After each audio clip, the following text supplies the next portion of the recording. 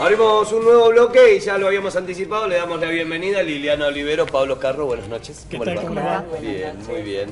Estamos rumbo a las PASO, serán el próximo 13 de agosto. Por eso vamos a ver un informe sobre lo que se viene y luego charlamos con los precandidatos. Mirá. A la cabeza de la lista del Frente de Izquierda y de los Trabajadores, Liliana Olivero va por la revancha. En las legislativas de 2013 obtuvo el 7,48% de los votos y se le escapó por poco la novena banca de la Cámara de Diputados. Esta vez la dirigente y su espacio político creen que están dadas las condiciones para que Córdoba meta por primera vez un representante de la izquierda en el Parlamento. Pablo Carro es el primer candidato de la lista del Frente Córdoba Ciudadana, que a nivel nacional se referencia en la expresidenta Cristina Kirchner. Carro es titular del gremio ADIUC y su candidatura llegó tras intensas discusiones en el espacio. En las elecciones de 2013, el kirchnerismo obtuvo en Córdoba el 15,25% de los votos y 2 escaños. Este año, el desafío es ubicar al menos un diputado y reorganizar el espacio.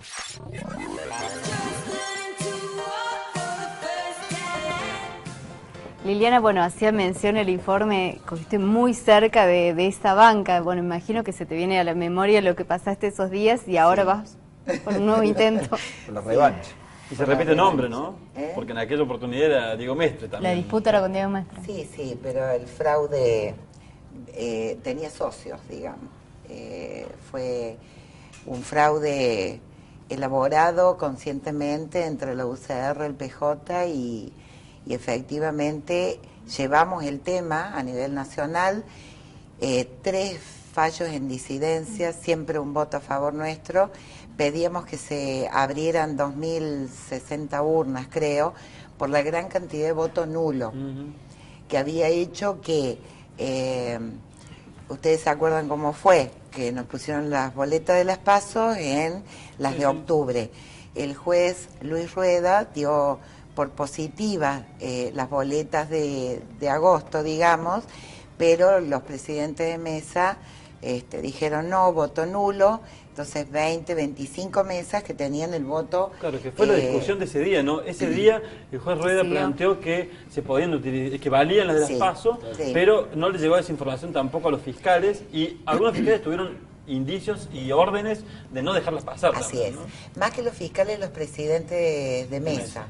Entonces fue aleatorio esta maniobra, pero en toda la provincia. Entonces, bueno, nosotros detectamos cuáles eran las urnas, teníamos las pruebas, porque además teníamos 56 votos, por ejemplo, en el acta, y teníamos 0 en el telegrama. Pero aparte, ustedes se acuerdan lo que pasó a las 10:30, 11 de la noche. Sí, estábamos haciendo como era pensador del programa. Corto. Habías entrado, ella era Claro. La ganadora o de Sí. ese lugar, Sí. y al día siguiente apareció toda esta... Claro, esa misma noche, aparte hubo alguien que me avisó y me dijo, primero a las 4 de la tarde, poné soldados. Es tuya la banca, pero poné soldados. Y bueno, y después ocurrió todo lo que ocurrió. ¿Y ahora estás preparando los soldados? Y ahora tenemos que ir por la búsqueda de los soldados. Pablo Carro, ¿quién es Pablo Carro? Porque es importante conocerlo, porque el Frente Ciudadano apareció y hay una imagen nueva, ¿no?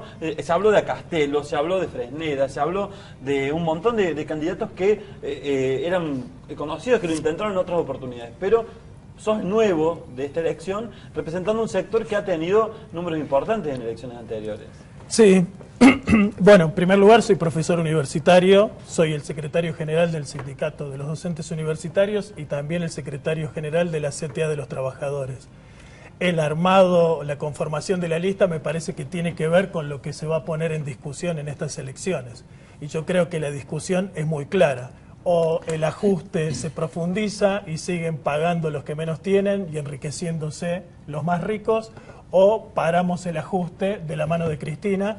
En ese sentido, nuestra lista es una lista que expresa la pelea que hemos dado todo este tiempo en la calle en defensa de los trabajadores, de los consumidores, contra los tarifazos, en defensa del ambiente, en defensa de la lucha de género. Creo que eso es lo que expresa esta lista, que es una lista al gusto de la militancia, con poco conocimiento público, pero creemos que de lo que se trata es de expresar bien el proyecto nacional, popular, que expresa la compañera Cristina, y creo que esta lista lo expresa y que enseguida vamos a ganar conocimiento público. En la medida en que expresemos bien eso, creo que nos va a ir muy bien en estas elecciones. Liliana Olivero y otros sectores de la izquierda, incluso o de la centroizquierda, plantean más o menos lo mismo como eslogan, digamos, esto contra el ajuste de Macri y en pos de los trabajadores, digamos, en ese marco y habiendo varias listas que compiten. ¿Cómo harán para captar ese voto, digamos, que, bueno, en Córdoba siempre ha sido esquivo, por lo menos al sector del kirchnerismo, ¿no? Yo no creo que vaya a ser complicado para nosotros. Me parece que nuestra propuesta es una propuesta muy clara, es una propuesta que no tiene políticos tradicionales, sino que los candidatos son expresión de la lucha social, y en ese sentido somos muy conocidos en los ámbitos en donde estamos. Y ese reconocimiento que tenemos en nuestro lugar de trabajo, en la representación social que nos toca llevar adelante, me parece que va a ser acompañado. Y además, hay que decirlo, nos vamos a sacar en estas elecciones la espina del 70-30. Creo que acá hubo una estafa electoral que llevó adelante el presidente Macri, prometiendo cosas que incumplió, como que íbamos a estar mejor, que iba a haber más inversión para ciencia y técnica, que iban a jerarquizar a los docentes, que los trabajadores no íbamos a pagar impuestos a las ganancias, en fin, un montón de propuestas que no solo no se cumplieron, sino que se hizo todo lo contrario. El tema es quién es capaz de captar ese descontento social, y creo que nosotros tenemos una lista que lo va a hacer muy bien en estas elecciones. Sectores de lo que antes era el Frente para la Victoria que incluso se fueron con el peronismo, con Unión por Córdoba.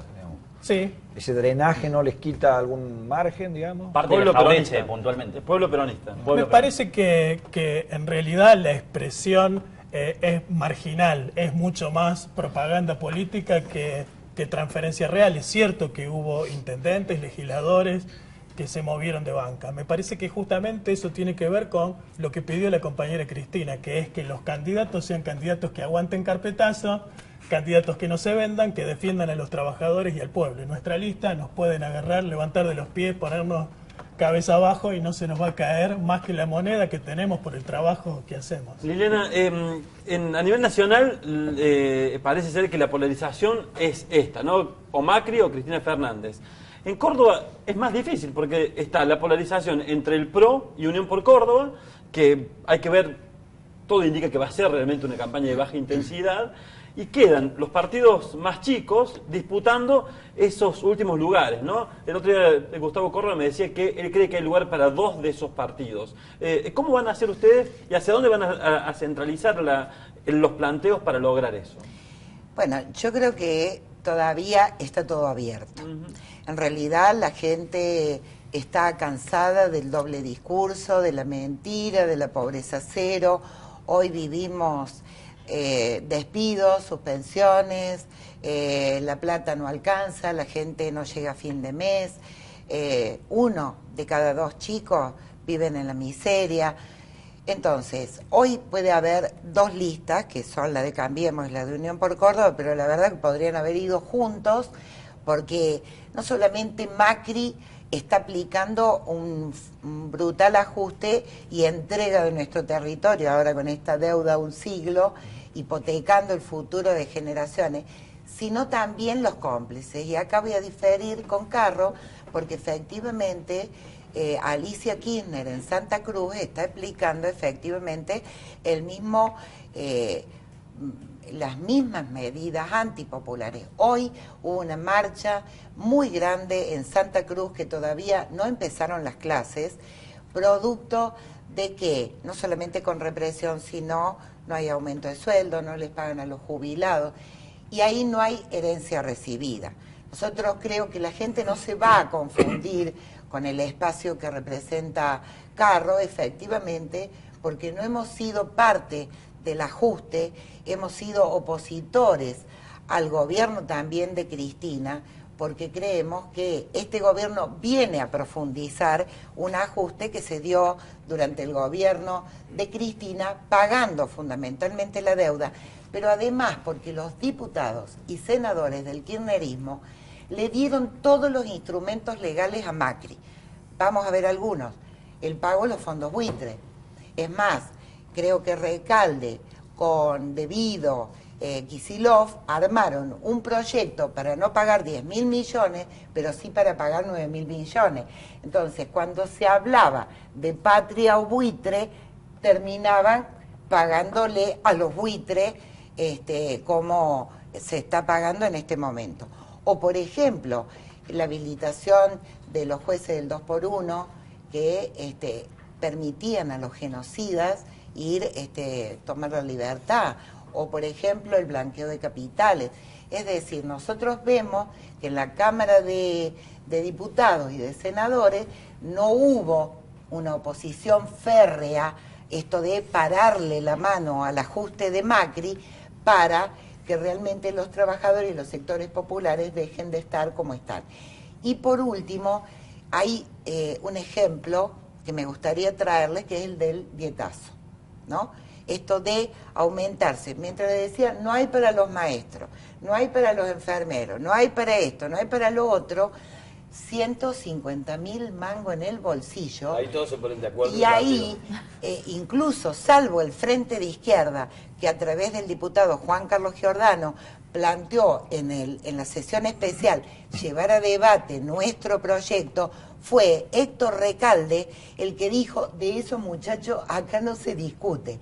Entonces, efectivamente, tenemos que ser sumamente claros en esta campaña para que la gente que está hoy decepcionada de este doble discurso o de los mensajes subliminales que van en campaña electoral, recordemos, pobreza cero, que íbamos a estar mejor, hoy vemos que realmente nada de eso se está cumpliendo. Bien decía Alfredo recién de que hay un amplio sector que va a abrevar en el progresismo y demás, y que están cortados, como decía también Dante recién, casi en un intento de polarización entre Cambiemos y Unión por Córdoba. Y yo les iba a preguntar justamente cuáles eran las diferencias. Me parece que Liliana empezó a plantear las diferencias con Pablo. Quería saber qué diferencia tiene el sector de Córdoba Ciudadana con la izquierda. Bueno, me parece que la cuestión... Casi como respondiendo a lo que decía Liliana recién. Sí, primero no me voy a hacer cargo de lo que ocurre en otra provincia, en primer lugar. Segundo, doy cuenta de lo que expreso y represento con todos mis años de militancia. Me parece a mí que yo no lo veo en esos términos. Yo creo que es cierto que efectivamente hubo muchos diputados y senadores que veletearon en función de nuevos vientos y que a través de operaciones de los servicios son todos manejables a partir de carpetazos. La lista que conformamos es una lista exenta de carpetazos. Somos todos militantes, empresarios pymes, de compañeras que trabajan en género, ambientalistas, dirigentes sindicales. Yo creo que ahí hay una diferencia. Me parece que también la perspectiva de Cristina tuvo una autocrítica. Hoy en las listas en la provincia de Buenos Aires van dirigentes como Hugo Yasky o Vanessa Sile, que son dirigentes probados, que han estado permanentemente del lado de los trabajadores. Me parece que esto lo hemos hecho todo este tiempo, hemos estado en la calle juntos de manera permanente. Me parece que la diferencia que hay es que nosotros, creo yo, que muchos dirigentes sindicales debimos haber trabajado con más firmeza el apoyo a Scioli en la primera vuelta.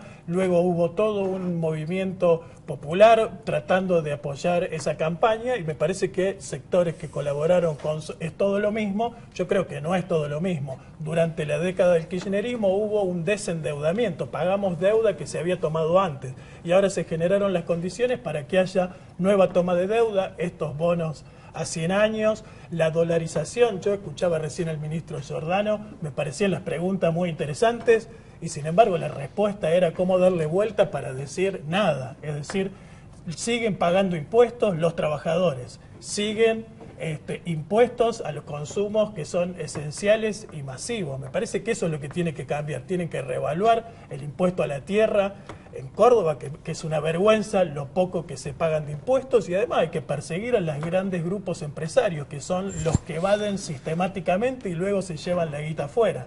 Me parece que acá hay que volver a una orientación que sea productiva, que busque desarrollo del consumo, porque fíjense, yo soy docente universitario, desde febrero estamos discutiendo nuestra paritaria. A los docentes nos va a ir bien si hay mayor recaudación impositiva, porque es con el impuesto que pagan la mayoría de nuestro pueblo que se financia la educación. Por lo tanto, si no tenemos un proyecto integrador que permita estar a todos los sectores populares bien, es imposible que los universitarios o los profesionales podamos estar bien. Los traigo a Córdoba, Sí. discúlpame.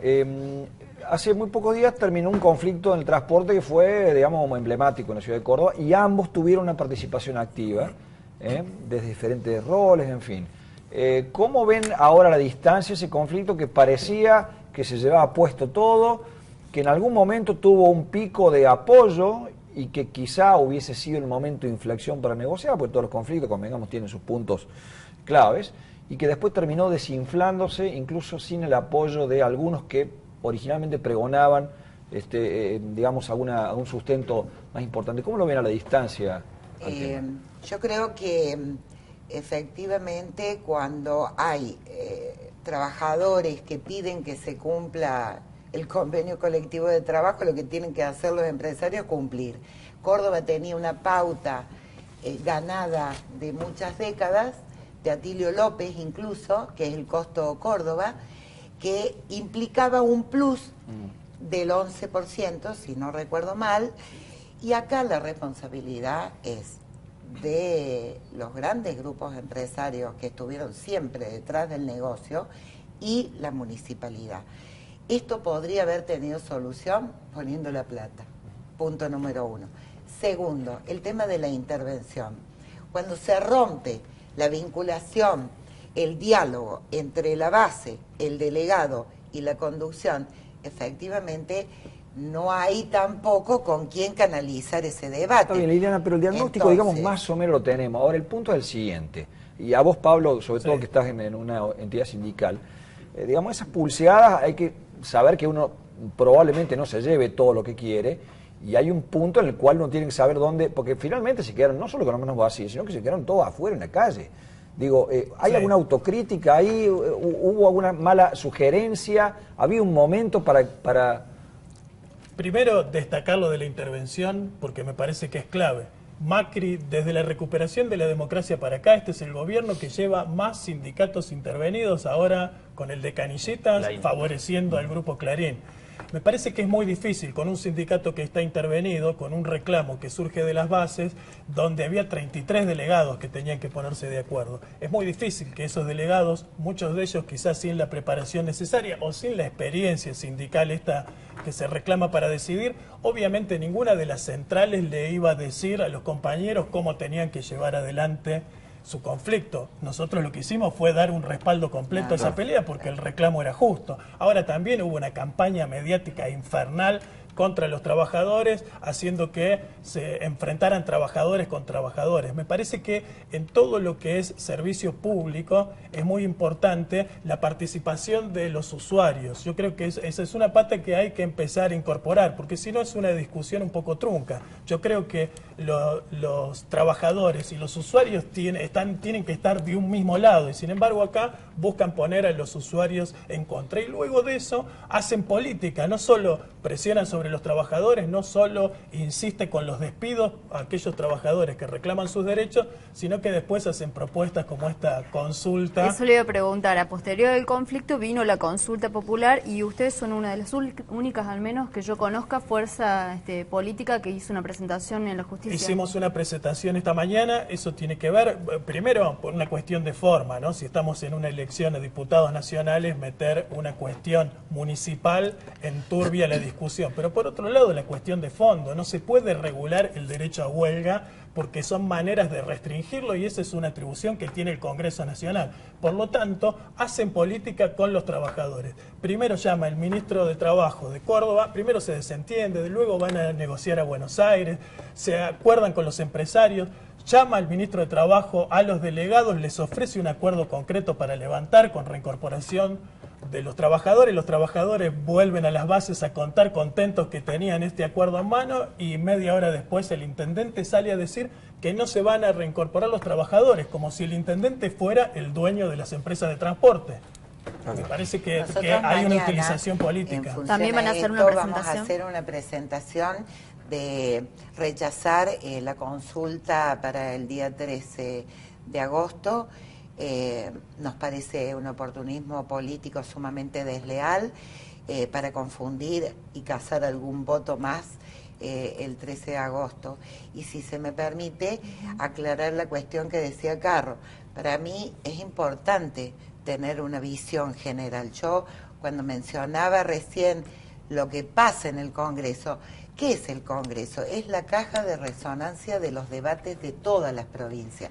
Por eso planteo justamente tener en cuenta los fenómenos de Santa Cruz, incluso cuando en algún momento Cristina le dijo a los maestros que eran vagos, que trabajaban 4 horas, no lo escuché a Yasky plantear la defensa a los trabajadores docentes.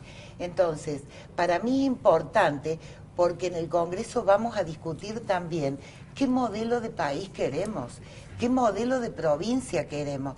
Y efectivamente ahí, desde el Frente de Izquierda, nos paramos defendiendo a los trabajadores, a la juventud, a las mujeres y a los sectores populares. Por eso planteamos esta coherencia desde nuestra compañera que está en el Parlamento de Santiago, con la que está en Mendoza, con los 3 legisladores de Córdoba, con los 4 diputados del Parlamento Nacional. Tenemos exactamente la misma visión política. Y cuando decimos no, que no puede haber plata para los fondos buitre, para la deuda externa, es porque queremos plata para la salud, para la educación, para que no haya femicidio, para que dejemos de valer 4 pesos con 21 centavos para el presidente de la Nación. Es decir, tenemos que tener esta mirada porque tenemos que ir a cambios profundos. La salida, el camino de los atajos, como siempre digo, es el callejón sin salida. Hoy necesitamos solución de fondo a los problemas. Gracias, Liliana, muchísimas gracias, Pablo. Nos vamos al corte.